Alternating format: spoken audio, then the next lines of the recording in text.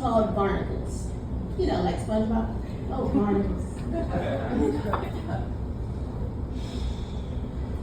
When I was 9, my family took a trip to the beach. As soon as the water washed over my feet, I felt I could breathe. Yep, I'm a water baby.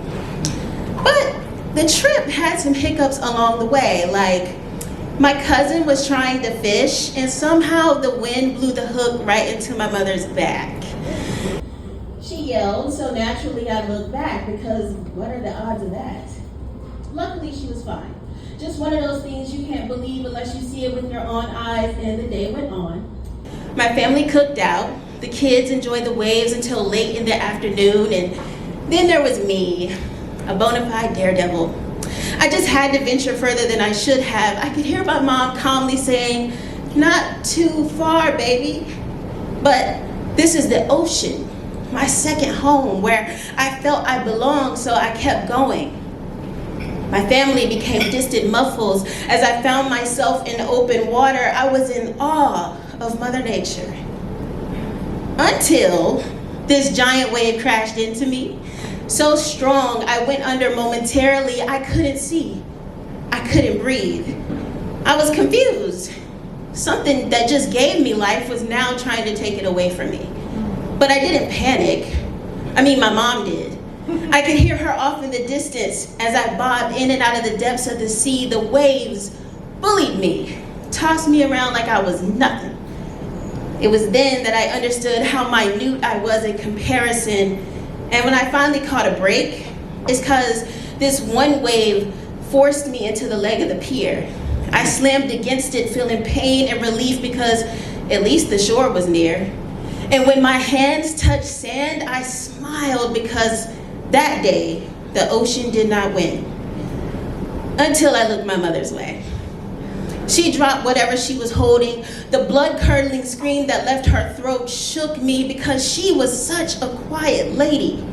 Rarely was her demeanor disturbed. I knew something had to be wrong because this was unusual for her, so I looked down to see a leg full of red. Blood gushing from the top of my thigh down to my knee. I nearly fainted at the sight of all that life escaping me. What started as a fun family day ended with a trip to urgent care. A tetanus shot, just in case.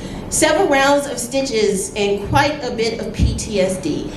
For a while, my favorite place on earth was beyond triggering for me, and I often think of that moment when I'm dealing with people. How they can be so alluring and captivating, the way they draw you in, unaware that whatever they haven't dealt with sits on their metaphorical skin like barnacles, ready to rip the innocent party who just thought they were interesting. That's what got me that day. Barnacles had cemented themselves to the leg of the pier, so when I brushed against it, it mangled my skin, and there was a lesson. Just as there's a lesson in adulthood. See, I wasn't supposed to be out that far to begin with. If only I had listened. And the same goes for me now. There's this voice that says, no, you really shouldn't, unless you want to be butchered by insecurities projected as your shortcomings, mutilated by fears of abandonment that look a lot like control and the inability to let go, or better yet, the dismissive nature of letting go first without a word. Ghosting, if you prefer. You know, ever since God went fishing about 5 years ago and reeled my mother up to heaven, I don't really notice when people disappear anymore. And I'm a lot more adept at deciphering my pain from yours. See, escapism is usually masked as dependency on substances, alcohol, food, and false intimacy, and people don't like it when you point that out, even out of love. But my truth is my kindness. I'm not lying for your comfort or presence anymore. See, my wounds might have only needed a stitch or two. But there are people who have been gutted like fish, walking around with invisible gaping wounds. Their souls seeped out long ago. They patched themselves up the best they knew. And now, protecting themselves, even at your expense, may be all that they know. Maybe they didn't have the luxury of a mother that would tend to those wounds, who would not only dress them, but would softly sing while letting them know everything will be okay soon. And I get that I am privileged, but I too have barnacles.